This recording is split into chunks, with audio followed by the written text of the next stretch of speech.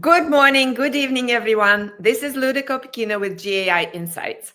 Welcome to Daily AI News Review, where we mark articles essential, important, and optional, pointing you to the most interesting trends that are happening among all of these news every day. Today, I have Paul, Tim, Amanda, and Ankash, and we're going to review 6 articles. They are posted in gaiinsights.com/articles. So please follow along and tell us what you think and whether you agree or disagree with our ratings. Okay, so let's start with the first article, Ankash. Sure, Luda. Luda, can you bring my screen up on the floor? Okay. So the first one that we have for today comes from Cloudflare, and they have introduced paper crawl, and they are enabling content owners to charge AI crawlers for access. Yeah, a novel way of now providing news channels and the like to get some revenue from their content. What did you think about this, Amanda? I'm sort of up in the air on this one because it could be important for any I could say organization, but a lot of times these are individual entities too, or like startups, things like this that love to crawl sites. So the fact of this sort of pay per access sort of thing, there's going to be like identity verification, real-time content licensing, things like this going on or surrounding this, that this is something that if you're doing this with sites, you should be aware of. So I don't know. I guess I'm curious to see what others have to say because I'm between optional and important on this one. I was leaning to essential. Paul, what did you think? Oh, I had optional. Okay. It's an announcement. It's still early. The publishers have been struggling with stuff for decades. This is one of many other attempts at it, but optional until we get more proof points. Well, sure, but wouldn't you want this article to be at least visible so that people understand that this is a scheme that will fight for survival, essentially? Tim, what did you think? Between optional and essential? Yeah, it's in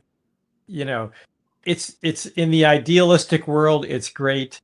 In the practical world, I think it's a good idea, and maybe Cloudflare, because they are a pretty important vendor, can have some progress here. But here's the problem.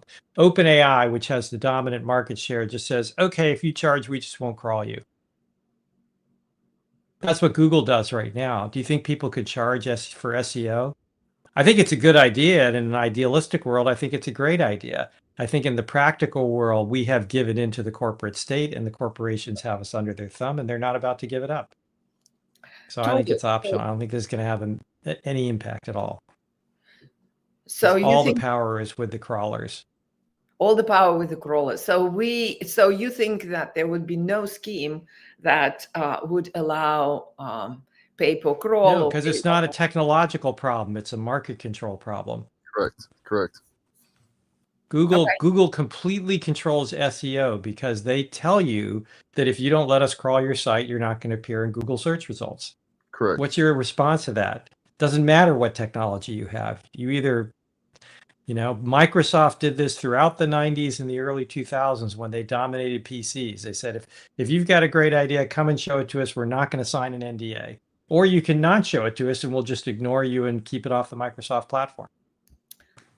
But at some point, this power erodes, right? Google is showing the signs of eroding power. So after 30 years. Yeah, for some and they still have a dominant share of search revenue. So yeah, and somebody will, and again, okay, so maybe it's not Google, maybe this time it's Microsoft or it's OpenAI or whoever. It doesn't matter.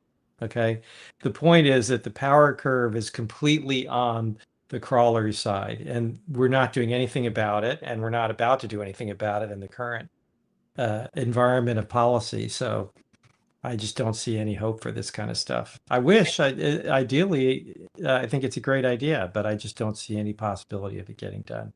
Yeah, I hear you. Okay, all right.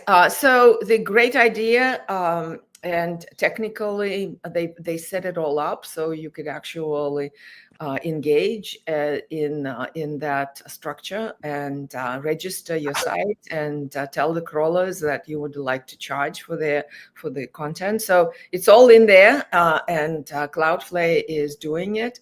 So we'll see what happens, but we think it's optional. Okay, optional it is. Let's proceed. Lou, I did want to, Ram posted a few times. He's a little more optimistic than Tim and I, so I did want to acknowledge Ram's. I hope he's right. Yeah. No, technologically, you're right.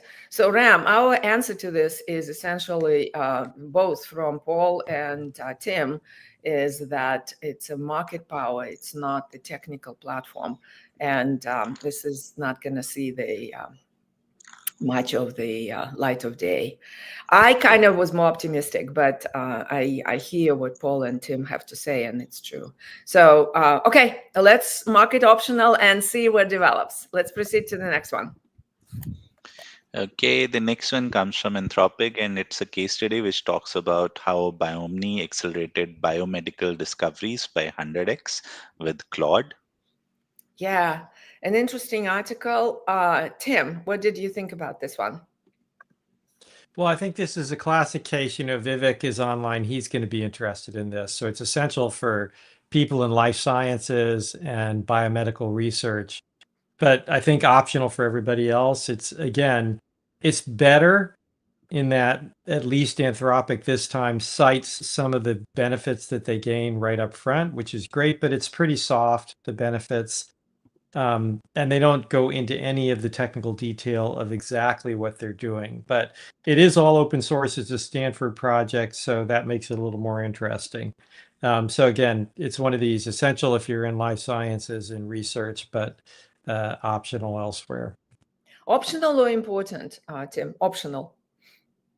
Yeah, I give it an optional because there's so little detail to it. Unless you're really interested in life sciences research, it's going to get boring pretty fast. Okay. Amanda, what did you think?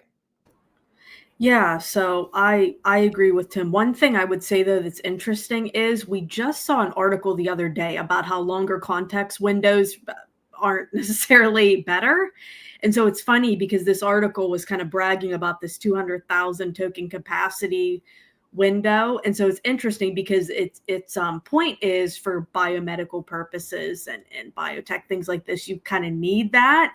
I'm not in the industry. I work with some clients in biotech, but not to the drug discovery or that deep to know if that's true or not. But I found that interesting because it kind of contradicts what we were talking about the other day. And then they're talking about like hypothesis formation, protocol design, passing blind expert validation, things like this. So they're even without being fully in biotech, they're name dropping some things that I think they want us to pay attention to. But I can see what Tim's saying, that unless you're deep in this, it's more of an optional article for most leaders. Okay. Paul going optional, essential for biotech. Okay. Optional. All right. Let's proceed to the next one. Ankash, please. Okay, the next one comes from Databricks, and they have introduced their governance framework. Yeah. This is actually very interesting. This is they essentially saying that there's many ways, many security frameworks, but there's no one governance framework that is out there. And so they put together quite a big number of parameters into the 43 various parameters into 5 foundation pillars. And they are AI organizations, what you should be looking for: legal and regulatory compliance, ethics, data, AI ops, and AI protection. So there are, and Ankash, if you can scroll to a little bit down, like for the considerations, they arranged it in blocks like this. So this is very high level, and then they link to the presentation. This was also pretty high level, saying how you would apply it. I think it's necessary for being out there. So I was thinking optional to important, but the article itself didn't strike me as you can actually use it per se. So that's why optional, but it's a worthwhile effort. So it's worth considering. What did you think, Tim? I think this was optional for me. I'm always skeptical of vendors giving us governance frameworks and things like that. They generally have a secondary agenda, which is why this will help sell our products. It's okay, as you said, but honestly, if I'm an AI leader, which I am, and I wanted really information on governments, you know what I do? I just fire up deep research and say, write me a report on the best governance techniques and show me, and here's what I've got. Tell me what I'm missing. Yeah, and so what I was concerned about is this is too encompassing and too many things. People already stuck with going legal and meaning and getting legal involved in approving efforts and the like and being stuck in there. So this is just adding to the pile of that stuff. So I didn't like that at all from that perspective. Paul, what did you think?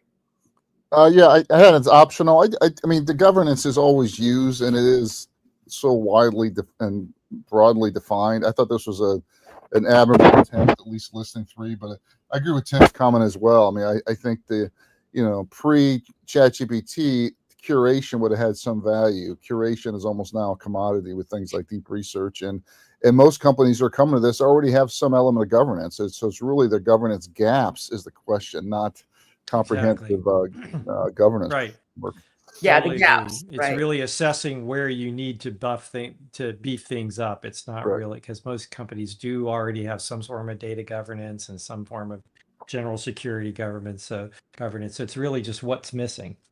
Yeah, so if they had this and you can input your status and they showed you the important gaps, that would be more valuable. Amanda, we're going optional. What do you think? Okay with that?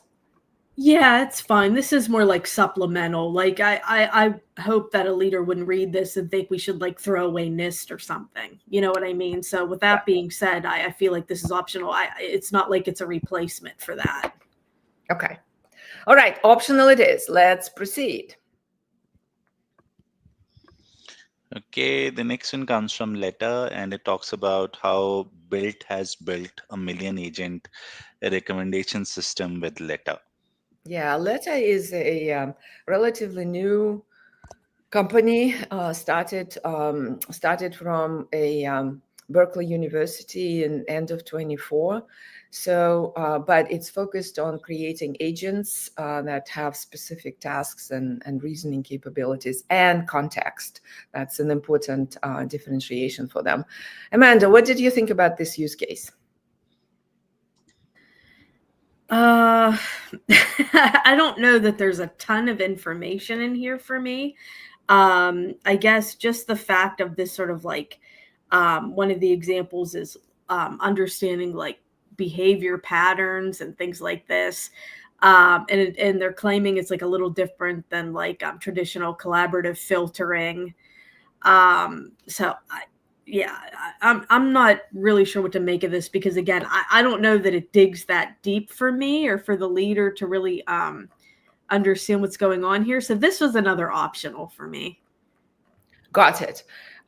So to just give a sense of what's happening here, there is a company built that essentially creating a community. Started with offering credit cards for people who are and benefits for people who pay rent through these credit cards on time, and then emerged into offering guidance on restaurants, so local community building type of tool.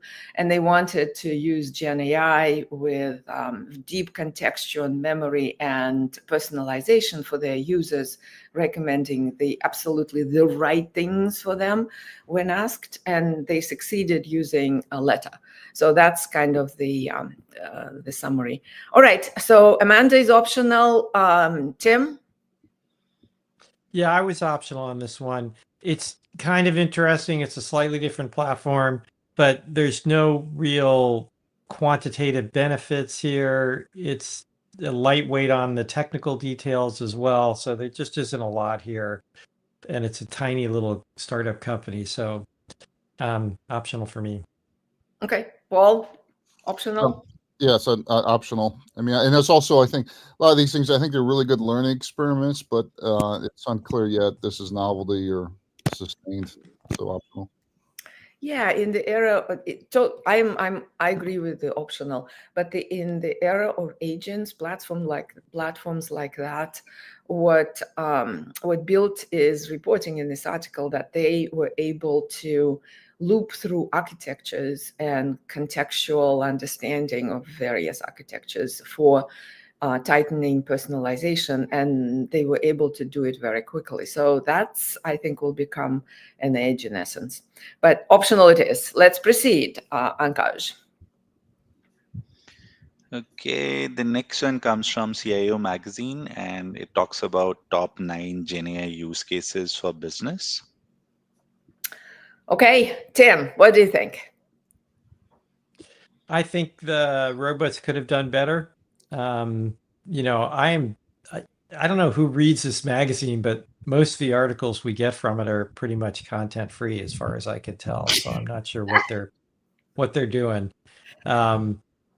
This is better actually in some senses, and at least they sort of do get the top use cases around, but all it does is say lots of people are doing this and they have maybe one company here or there. So maybe I could be talking too important because they do at least have some company references to say they're doing it, but they don't say much about what they're doing or what benefit or impact it's having. Other than, again, very high level platitudes like, yeah, it's great and we're doing great. Yeah, I kind of agree with you, but people out there are looking for use cases and where the market is. Paul, what do you think? Yeah, I mean, we've had a handful of interactions with some of the reported CIO magazines. I think they do a good job of reflecting where traditional CIO thinking is and kind of with the state of the market. So I think that's, one thing they're doing well. At least I talked to a few companies here, but this article is very basic, and I think perhaps it would have been interesting 2 years ago, but optional. Okay, Amanda, going totally optional here. What do you think? Or is it important for people to understand where we are with the groupings of the use cases?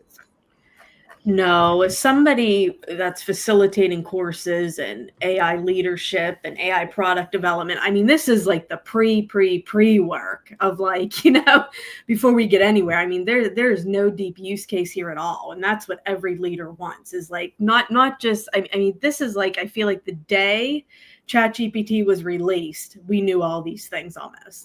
This could be used for all these things. So I see really nothing in here. So very optional. And I want to just, and to me, use case is capability versus case study, which is something that's been executed with benefit statements. And this is not case study at all. Yeah. Good point, Paul. Absolutely. Yeah, I agree. Okay, optional it is. We are rolling on optional, guys, today. So far, all optional. Is it a pre-holiday mood? Day before the holiday, yeah. Day before the holiday. I think everything is optional. Okay. All right. Let's go to the next one, Ankaj. Okay, the last one comes from Wall Street Journal and talks about how China is quickly eroding America's lead in the global AI race. Yeah, Ankaj, why don't you tell us what you think?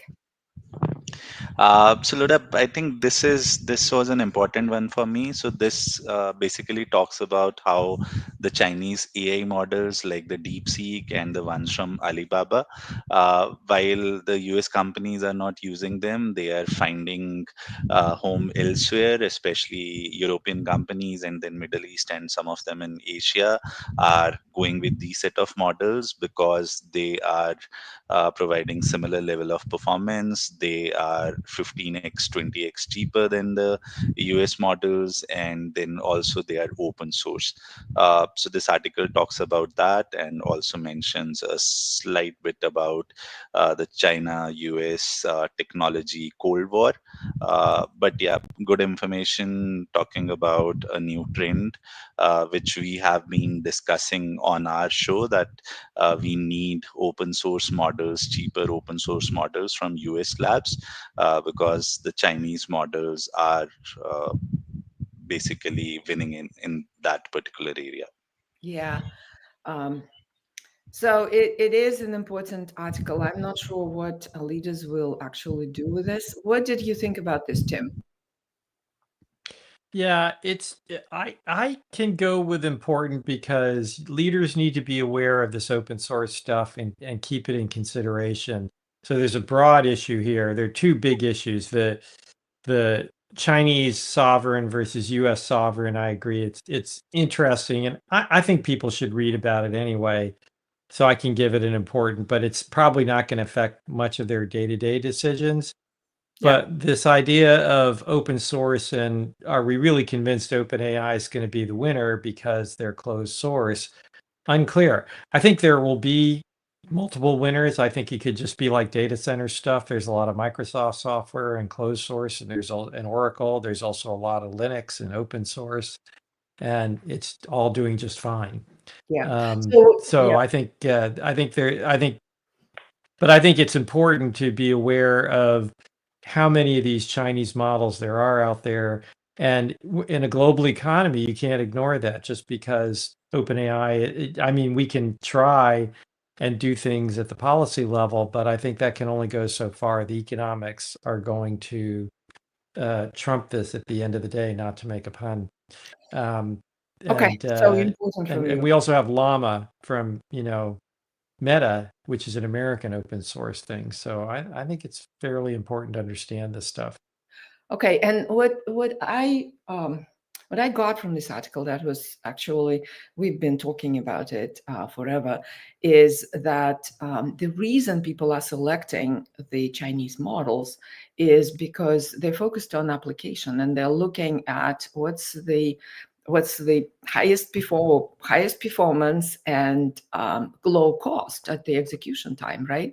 And so so the application parameters are more important than necessarily the AGI aspects, right, that some of the folks here in the US are focusing on. So it's the application focus and those parameters that are winning the Chinese. I don't know. I would push. I thought that was the weakest part of this article. They didn't. I mean, don't tell me OpenAI and Anthropic, Claude, and Gemini, Google aren't focused on getting people tools for immediate application. That's what they're trying to sell.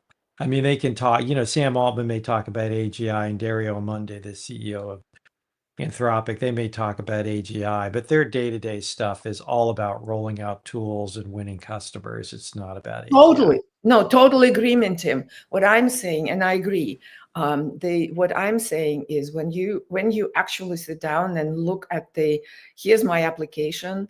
Well, should I use OpenAI or Anthropic, or can I use DeepSeek that is actually faster potentially, or same, but cheaper on the implementation side? So that's Right. where It's economic. Economic values. Yeah. Okay, so they're winning because they're cheap. that's right. Important from Tim. Paul, what did you think? Yeah, I'll start up a little. I'm on 100% time. I have this as essential. I think one thing this really shows the sovereign behind the firewall movement, how big it is, because OpenAI, Anthropic are hosted and not, virtual private cloud or premise. Second is, I think it highlights the fact that, I think maybe it's myopic here in the States. Oh, DeepSeek, it's Chinese. It's not a credible model here. And we've seen multiple companies quote in this article that chose DeepSeek as a premise-based open source chosen over Llama, who just hired 1 billion people at $1 billion a thing here, and Quinn, the other Chinese model here. So I think it's essential to understand the adoption of behind the firewall open source on DeepSeek, and this sits in, in my mind, other research we're starting to do on, I mean, I think 7 of the top 10 data centers in the world in terms of size, megawatts, are located in China. China's got 22 nuclear plants coming online here, and the U.S. has got like 1 new one here. So I think it's really important for the leader to understand that DeepSeek, even though it's from China, is certainly being adopted, or at least being tested by major companies like HSBC and others over Llama, which is supposed to be the safe U.S. open source. Yeah. So as Vivek said, cheap and good. As compute scales, the applications of these models become more attractive. Absolutely. Okay, essential from Paul. Amanda, what were your thoughts? Yeah, I'm split right down the middle. So I was on at least important on this one as well. So I'm kind of more in line with Paul on this one, although I think Paul and I have been on opposite ends on some lately. But yeah, just because I think taking it back to basics, that, and it's kind of along the lines of some of what Paul said as well, that in the US, we get very comfortable. And to Paul's point, we think that the Chinese models are they're just not going to get to the level that we're at here. But the facts are, to Paul's point, companies here in the US are using them. Now, with that being said, a lot of the government usage, things like that, they restrict it on devices. So it's not like everyone everywhere is using this tomorrow. That's going to be a little more difficult. But, I also don't want people to think like TikTok, for example, that we're going to like ban this stuff because this can be used in APIs. I mean, there's a lot of ways to use this besides just an app that we could try to regulate. So I don't think it's also going to go away tomorrow as well. I mean, they're going to keep expanding in this area.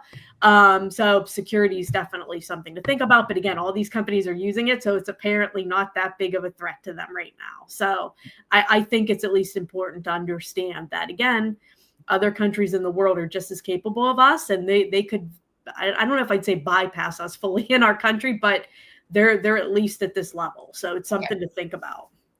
All right, let's say essential for this one, and there's certainly awareness that needs to be to the usage outside of the US, and so let's mark it essential. And any announcements, Paul, Tim?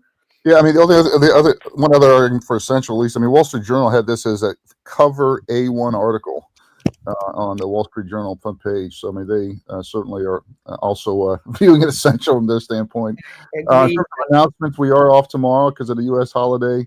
On Monday at a Learning Lab, we have Adam who's going to be talking about some new prompts.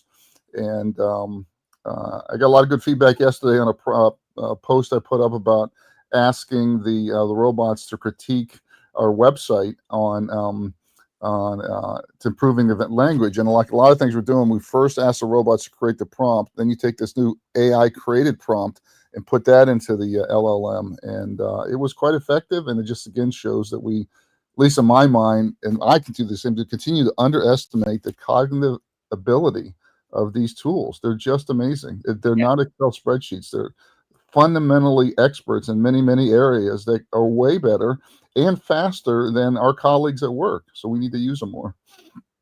Okay, Ankash, do we have our scorecard? Yes, Luda, just coming right up. Okay. Yeah, so we are off tomorrow for the US folks. Celebrate the 4th of July. Okay, here's the scorecard for today. We have one essential and the rest are optional. Very light reading for your 4th of July. Thank you all for joining. Thank you all for commenting. Vivek, Ashish, Ram, really appreciate it. All right, we'll see you on Monday. Bye-bye.